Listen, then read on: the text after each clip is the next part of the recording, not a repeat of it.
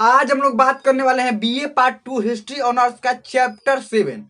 Chapter 7 पूरा अच्छी तरह से कंप्लीट हो गया था। इसका ऑब्जेक्टिव क्वेश्चन कंप्लीट हो गया था और इसका सब्जेक्टिव क्वेश्चन हम लोग करना था। आपको एक महत्वपूर्ण सूचना बता दें कि अब इसमें लगभग 2-3 चैप्टर बचा हुआ है। जैसे मराठा साम्राज्य के बारे में पढ़ना है। उसके बाद देखिए, अब मराठा साम्राज्य के बाद अगर हम सोच रहे थे कि मराठा साम्राज्य ही खत्म करके और उसके बाद ये पेपर 3 खत्म कर दिया जाए, लेकिन देखा ये गया कि कुछ और भी इसमें महत्वपूर्ण चैप्टर है। देखिए, चैप्टर तो अभी बहुत सारे हैं, लेकिन आप लोग एग्जाम नजदीक आने के कारण इसको जल्दी जल्दी खत्म करवा रहे हैं। और जल्दी जल्दी खत्म करवाने के कारण हमको लगा कि मराठा साम्राज्य तक ही खत्म कर दे, लेकिन फिर सोचे कि नहीं, कुछ और महत्वपूर्ण क्वेश्चन है। तो महत्वपूर्ण क्वेश्चन के लिए हमें 1857 की क्रांति तक पढ़ना पड़ेगा। तो 1857 की क्रांति पढ़ने के लिए इससे अब और 2-3 को लगभग चैप्टर हो जाएगा। इससे आगे एक मराठा साम्राज्य होगा और उसके बाद फिर यूरोपियनों का आगमन होगा। भारत में कैसे आगमन हुआ, तब 1857 की क्रांति हम लोग पढ़ेंगे। तो जो महत्वपूर्ण, और एक और बात समझिए, ऐसा नहीं कि जो चैप्टर छोड़ दे रहा है उसका क्वेश्चन नहीं करवाएंगे। जैसे ही पेपर 3 खत्म होगा ना, इसमें से जितने इंपॉर्टेंट क्वेश्चन है, मॉडल सेट जो होता है, मॉडल सेट का इंपॉर्टेंट क्वेश्चन, प्रीवियस ईयर आया क्वेश्चन, ये सब से सम्मिलित करके और आप लोगों को जो मोस्ट इंपॉर्टेंट क्वेश्चन होते हैं सब्जेक्टिव और ऑब्जेक्टिव, वो करवाएंगे। और उसके बाद जो पेपर 4 क्या करेंगे, शुरू करेंगे, तो जल्दी ही खत्म हो जाएगा। तो चलिए हम लोग आज का क्वेश्चन शुरू करते हैं, सब्जेक्टिव क्वेश्चन। अगर इससे पहले वाला भाग का वीडियो नहीं देखा चैप्टर 7 तक, तो लिंक डिस्क्रिप्शन में होगा, प्ले लिस्ट का, वहां देख सकते हैं या प्ले लिस्ट में भी जाकर देख सकते हैं। और एक और बात बताइएगा कि वीडियो क्वालिटी कैसा है। ये बोर्ड पर जो लिखा गया साफ साफ दिखाई दे रहा है और हमारा आवाज साफ साफ आपको सुनाई दे रहा है कि नहीं दे रहा है, ये कमेंट में जरूर लिखकर आप बताइएगा। और चलिए, तो अब बात करते हैं आज का सब्जेक्टिव क्वेश्चन। सब्जेक्टिव क्वेश्चन अंत तक देखते रहिए, पूरा आपको याद करवा देंगे, लिखने का विधि बता देंगे कैसे कैसे लिखा जाएगा, और साथ साथ आप नोट्स बनाते रहिए, इसको लिखते रहिए, क्योंकि ये क्वेश्चन हम मॉडल सेट में जरूर देंगे। तो इसको लिखते रहिए और साथ साथ नोट्स बनाते रहिएगा। चलिए हम लोग शुरू करते हैं।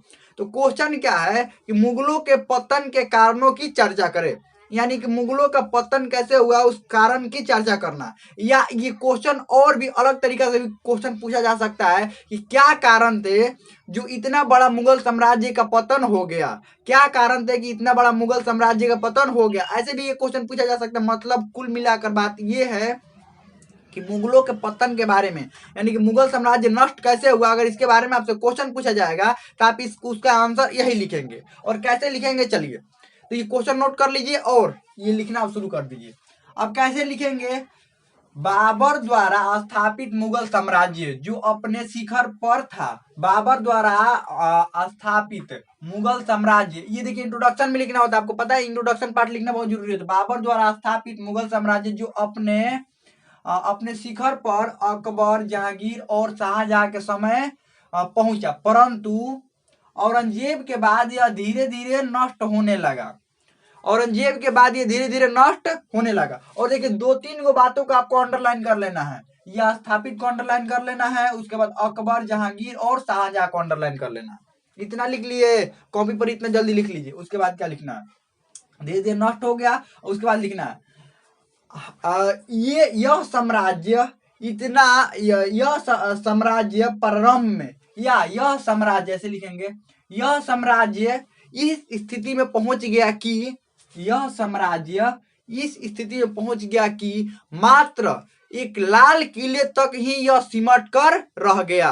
अंत में यह लाल किले तक ही सिमट कर रह गया। और लाल किला आप इसके आगे लिखिएगा, अगर लाल किला लिखिएगा तो लाल किला को अंडरलाइन कर दीजिएगा। लाल किला तक ही सिमट कर रह गया। उसके बाद आपको क्या करना है, मुगल वंश के पतन का निम्न कारण, यहाँ पर है लिख दीजिए, इसके आगे है लिखकर अंडरलाइन कीजिए, अंडरलाइन ऐसे कीजिए, है लिखकर और क्या कीजिए, अंडरलाइन कीजिए। उसके बाद लिखिए यहाँ पर मुगल वंश के पतन के निम्न कारण है, और इसके बाद यहाँ से लिखना शुरू कीजिए। मुगल वंश के पतन के कई प्रकार के कारण मिलते हैं। मुगल वंश के पतन के, इसमें लिखना है, मुगल वंश के पतन के कई प्रकार के कारण मिलते हैं, जिसमें उत्तराधिकारी का अभाव, राज्य में शांति न होना, और भी कई कारण माने जाते हैं, इतना करके यहाँ पर इसको स्टॉप कर दीजिएगा, इसको रोक दीजिएगा। उसके बाद सबसे पहले में लिखिएगा उत्तराधिकारी के नियम का अभाव, उत्तराधिकारी के नियम का भाव लिखकर और अंडरलाइन कीजिएगा। क्या कीजिएगा, उत्तराधिकारी के नियम का भाव लिखकर अंडरलाइन कीजिएगा। और देखिए ये पहले समझिए, उत्तराधिकारी के नियम का देखिए, अगर 4-5 को पॉइंट आपको याद रहेगा ना तो इस क्वेश्चन का आंसर आप अच्छा से लिख सकते हैं, लेकिन पहले इसको समझना जरूरी है, इस पॉइंट को आपको समझना जरूरी है। इतना तक लिख लिए, अब कलम रोक दीजिए, अब आराम से सुनिए, अब ध्यान सुनिए, लिखना नहीं है इसको भी। ये पहला नंबर यहाँ पर पॉइंट डाला गया, ये पतन क्यों हुआ, इतना बड़ा मुगल साम्राज्य का पतन क्यों हुआ, इसको पहला नंबर में लिखा गया उत्तराधिकारी के नियम का अभाव। इसको समझिए, उत्तराधिकारी के नियम का अभाव का मतलब ये समझिए कि ये राजगद्दी पर कोई भी बैठने लगा था, मुगल साम्राज्य की राजगद्दी पर कोई भी बैठने लगा था और कोई भी कैसे भी चलाने लगा था। कोई तो नियम कानून होना चाहिए ना। मुगल साम्राज्य या कोई भी साम्राज्य है, किसी को राजा बनाया जा रहा है तो कोई भी नियम कानून होना चाहिए ना। अब कोई भी मान लीजिए एक बस है, ठीक है, उदाहरण के लिए समझते हैं, ये समझ लीजिए एक बस है, एक बस है और इसमें का कोई भी यात्री उठकर इस बस को चलाने लगेगा, यहाँ पर ड्राइवर और सीट पे बैठ जाएगा कोई भी, अब कोई भी चला लेगा तो क्या ये बस सुरक्षित चल पाएगी, रोड पर चलेगी कि ये नहर में चल पाएगी। साइड में नहर ही होता है ना, रोड के साइड में आप देखेंगे तो नहर ही होता है, कहाँ पर चलेगी, नहर में चलेगी ना। कोई भी उठकर इसमें से यात्री चलाने लगे तो बताइए, ड्राइवर के लिए योग्यता होती है ना कि आपके पास लाइसेंस होना चाहिए, ठीक ठाक ड्राइवर आपको होने चाहिए, आप ठीक ठाक आपको गाड़ी चलाना आना चाहिए, तब आपको गाड़ी दिया जाता है चलाने के लिए। ये नहीं कि कोई भी उठकर चला सकता है, नहीं। लेकिन इसमें ये होने लगा था, मुगल साम्राज्य में भी कोई भी उठकर राजा बन जाता था, बस मुगल होना चाहिए, बस ये होता था कि मुगल साम्राज्य में है ना, बड़ा भाई छोटा भाई योग्यता वोग्यता कुछ ना देखा जाता था। क्या होता था, कोई भी उठकर राजा बन जाता था, यही था पहला उत्तराधिकारी के नियम का अभाव। तो चलिए, अब पहला नंबर में आपको याद हो गया कि कोई भी उठकर इसमें राजा बन जाता था, इसीलिए इसका पतन हुआ, पहला कारण है। अब तो और भी और कई कारण है, यहाँ पर क्या लिखेंगे, मुगल साम्राज्य का पतन का सबसे बड़ा कारण, क्या लिखेंगे, मुगल साम्राज्य का पतन का सबसे बड़ा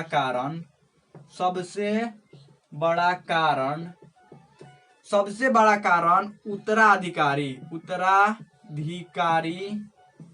के नियम का अभाव था।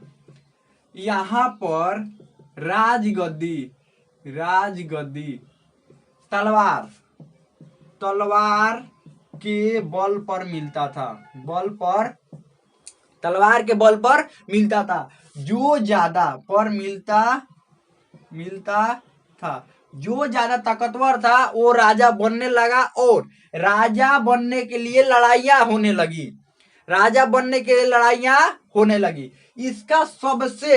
इसके सबसे अच्छा उदाहरण औरंगजेब है। यहाँ पर क्या लिखेंगे इसके बाद, इसका सबसे अच्छा उदाहरण औरंगजेब है। औरंगजेब ने राजा बनने के लिए अपने बाकी 3 भाइयों की हत्या कर दी, और यहाँ पर बिना किसी नियम के या योग्यता के राजा बनने लगे थे, बिना कोई नियम या योग्यता के यहाँ पर राजा बनने लगे थे। इतना तक लिख लिया इसमें ना, अब समझिए, लिख लिए इतना तक, अब समझिए। अब कोई नियम कानून नहीं होगा, अब ये जरूरी है कि जो ज्यादा ताकतवर है वो योग्य राजा होगा, उसका दिमाग ठीक ठाक काम करेगा, ये जरूरी है कि जो अच्छा राजा होगा, जो ताकतवर होगा वही अच्छा राजा होगा, ये जरूरी थोड़े है कि जो ताकतवर होगा उसमें बुद्धि भी होगी। तो यही दिक्कत होने लगा था, आगे भी देखिए क्या हुआ था। अगला, शांति और सुरक्षा का अभाव। क्या था, शांति और सुरक्षा का अभाव। यहां पर अब क्या लिखेंगे, शांति और सुरक्षा का अभाव। मुगल वंश का पतन का एक कारण शांति और सुरक्षा का अभाव भी माना जाता है। यहाँ से क्या लिखेंगे, मुगल, यहाँ पर अंडरलाइन कर लीजिए, लिख कर अंडरलाइन कर लीजिए, मुगल वंश के पतन का एक कारण मुगल वंश के पतन का एक कारण शांति और सुरक्षा का अभाव भी माना जाता है, क्योंकि मुगल वंश की स्थापना, यहाँ से लिखेंगे स्थापना, जल्दी जल्दी लिखते रहिए। मुगल वंश की स्थापना सैनिकों के बल पर हुई थी, और भारतीय मुगलों को विदेशी समझते थे, लेकिन लेकिन जब अकबर का शासनकाल आया तो अकबर ने राजपूतों से मित्रता करके ये दूरी काफी हद तक कम कर दिया और भारतीय लोग भी मुगलों को अपना समझने लगे। लेकिन पुनः जब औरंगजेब शासक बना तो औरंगजेब की क्रूरता देखकर भारतीयों को पुनः ये लगने लगा कि हम इनके मुगलों के राज्य में सुरक्षित नहीं है और चारों तरफ भय का माहौल फैल गया। जिस तरह से औरंगजेब, ये सब लिखेंगे हम जो बोल रहे हैं सब लिखते चलिए। जिस तरह से औरंगजेब दूसरे धर्मों को नष्ट करने के दूसरे धर्म को नष्ट करने लगा था, उस तरह को वैसा व्यवहार देखकर बाकी दूसरे धर्म के लोग मुगलों के काफी विरोधी हो गए थे और अपने ही देश में चारों तरफ भय का माहौल फैलने लगा था और लोग असुरक्षित महसूस करने लगे थे, जिसके कारण मुगलों के पतन ये कारण मुगलों के पतन की ओर ये कारण मुगलों को पतन की ओर ले जाता है। हो गया इतना। औरंगजेब देखिए इतना लिख लिया ना इसमें। अब समझिए औरंगजेब क्या करता था, मंदिर वंदिर तोड़वा देता था, ये सब दूसरे धर्म को नष्ट कर देता था। मतलब अपना धर्म होना चाहिए। देखिए अपना धर्म को बढ़ाना है तो दूसरे धर्म को नष्ट करना जरूरी थोड़े है। और दूसरे धर्म के लोगों का आपके प्रति आक्रोश हो जाएगा ना। अब मान लीजिए दूसरे धर्म को तोड़ेंगे फोड़ेंगे, उस समय आप ताकतवर है तो ठीक है, लेकिन इतिहास आपको कैसे याद करेगा? देखिए अब उसको हम कैसे याद कर रहे हैं, हम लोग खराब दृष्टि से याद कर रहे हैं ना। अपना धर्म को बढ़ाना तो दूसरे को बर्बाद करना जरूरी नहीं। अपना घर ऊंचा करना दूसरे का तोड़कर नीचे करना जरूरी होता है। अपना घर ऊंचाई पे बनाइए, अपने आप ऊंचे हो जाएंगे। देखिए आगे बढ़ने का दो तरीका होता है, या तो दूसरे वाले का पैर खींच दो और नहीं तो खुद आगे दौड़कर बढ़ जाओ। तो ये औरंगजेब था, वो पैर खींचने वाला था, पैर भी खींचता था और आगे भी बढ़ता था, ठीक। लेकिन ऐसा ना करना चाहिए, नहीं तो इतिहास आपको उल्टा याद करता है। ऐसा मत कीजिए कि इतिहास आपको गलत दृष्टि से देखे, ध्यान रखिएगा। चलिए तो आगे यहाँ पर विदेशी आक्रमण विदेशी आंतरिक, यहाँ से आप क्या लिखना शुरू करेंगे? आंतरिक कलह को देखकर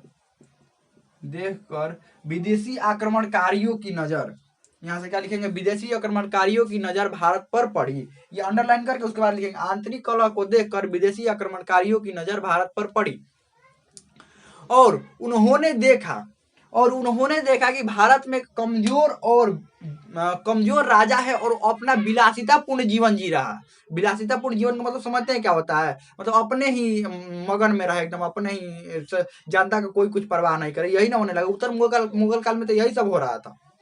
तो राजा विलासितापूर्ण जीवन जीने लगा। तो यही मौका का फायदा उठाकर विदेशी आक्रमणकारी नादिर शाह ने भारत पर आक्रमण किया। नादिर शाह ने भारत पर आक्रमण किया और उस समय मुगल शासक मोहम्मद शाह रंगीला था, जो दिल्ली छोड़कर भाग गया और नादिर शाह ने बहुत ज्यादा मात्रा में लूटपाट मचाई और यहाँ से कोहिनूर हीरा लगा हुआ मयूर सिंहासन भी उखाड़कर लेकर चला गया। इससे और ज्यादा लोगों के बीच राजा के प्रति असंतोष की भावना फैल गई और डर की भी भावना फैल गई कि कोई भी विदेशी आक्रमणकारी आकर भारत पर आक्रमण कर दे रहा है।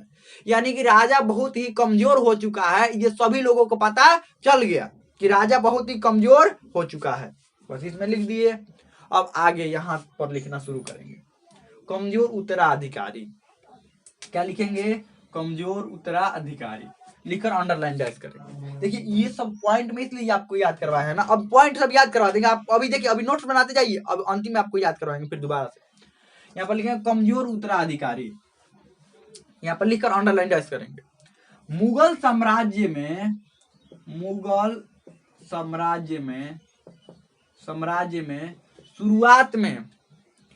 शुरुआत में काफी शक्तिशाली राजा हुए, या बादशाह कहा जाता था, उस समय तो राजा नहीं बादशाह, काफी शक्तिशाली बादशाह हुए। लेकिन धीरे धीरे औरंगजेब के बाद कोई भी योग्य शासक और ताकतवर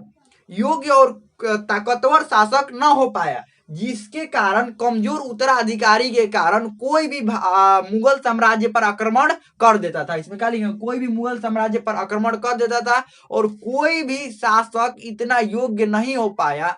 औरंगजेब के बाद कोई भी शासक इतना योग्य नहीं हो पाया कि मुगल साम्राज्य को अच्छी तरह से चला सके। इसका एक और प्रमुख कारण था कि राजा अपनी विलासितापूर्ण जीवन जीना शुरू कर दिए थे और सिर्फ अपने ही कार्यों में लगे रहते थे और जनता की कोई भी भलाई की बातें नहीं करते थे, जिसके कारण से राजाओं का ध्यान पूरी तरह से जनता से हट गया और उसके बाद राजा भी बहुत ही कमजोर होने लगे। कोई भी युद्ध न करते थे, न सैनिकों की युद्ध की प्रशिक्षण दिया जाता था, जिसके कारण राजा भी कमजोर हो गए और सैनिक भी उतने योग्य नहीं हो सके, जिसके कारण कोई भी मुगल साम्राज्य पर आक्रमण कर देता था। बस खत्म।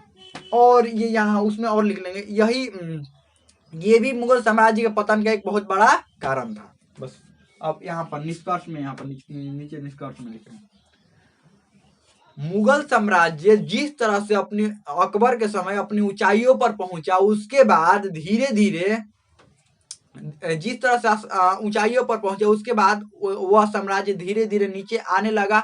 और औरंगजेब के बाद मुगल साम्राज्य और नीचे आ गया।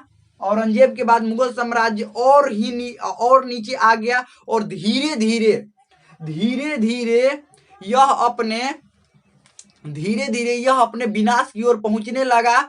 और मुगल दरबार में गुटबाजी भी शुरू हो गई थी, जिसमें प्रमुख थे सैयद बंधु,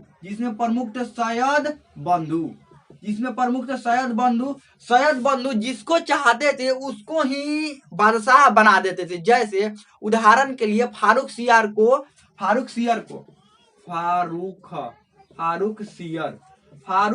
को बादशाह बनाया और फारूक सियर ने बदले में सैयद बंधुओं को भी वजीर और मीर बख्श का पद दिया, जिसके बाद सैयद बंधु खुद से अपना कार्य करने लगे और अपनी मनमानी करने लगे।